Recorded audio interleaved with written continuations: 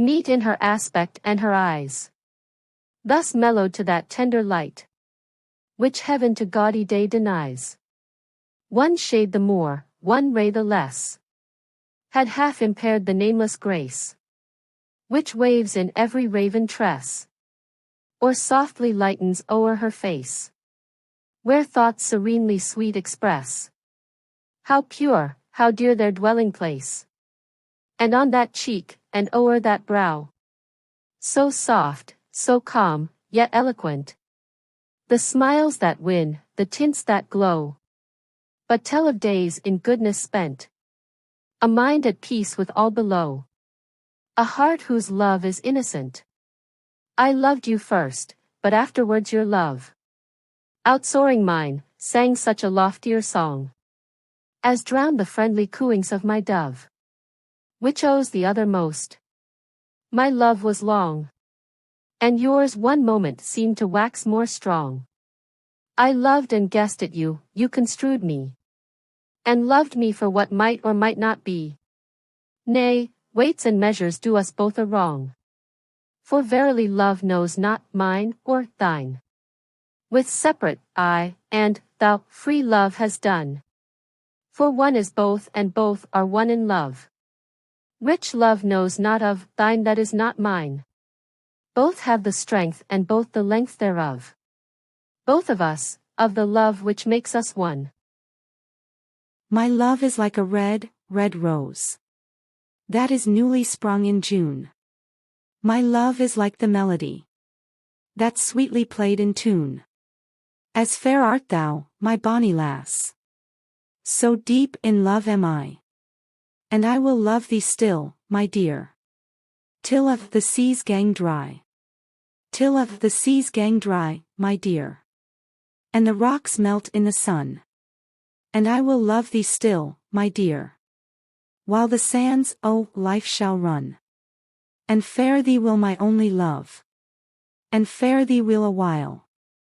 And I will come again, my love, though it were 10,000 mile.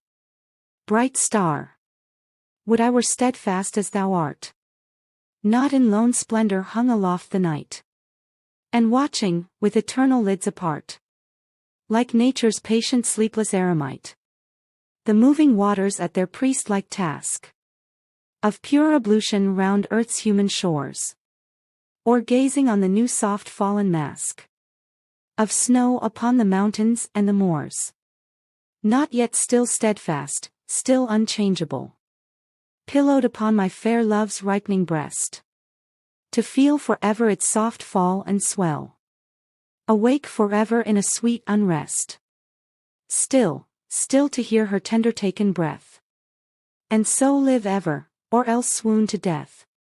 How do I love you? Let me count the ways.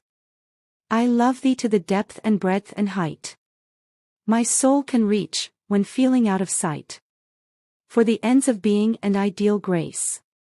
I love thee to the level of every day's most quiet need, by sun and candlelight. I love thee freely, as men strive for right. I love thee purely, as they turn from praise.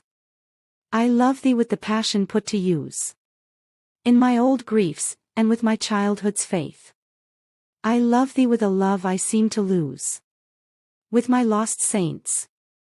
I love thee with the breath, smiles, tears, of all my life, and, if God choose, I shall but love thee better after death.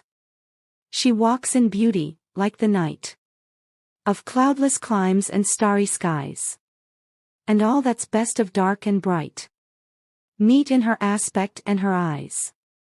Thus mellowed to that tender light, which heaven to gaudy day denies. One shade the more, one ray the less, had half impaired the nameless grace. The fair was loud and bustling, as people milled around. The fair was for the Wicken, at the stones of Salisbury Down. He rode his horse into the fair, so handsome, young and proud. She knew he was a highwayman, and smiled and sighed aloud. He stopped to buy her garland where his dark eyes held her stare. His voice was warm and tender. That day at Wicken Fair. His charm and words beguiled her. His hands caressed her hair. His touch was soft and tender. His smile beyond compare. She thanked him for his custom. He thanked her for her wear. He bent and kissed her trembling lips. That day at Wicken Fair. He spurred his horse to ride away. Her eyes welled in despair.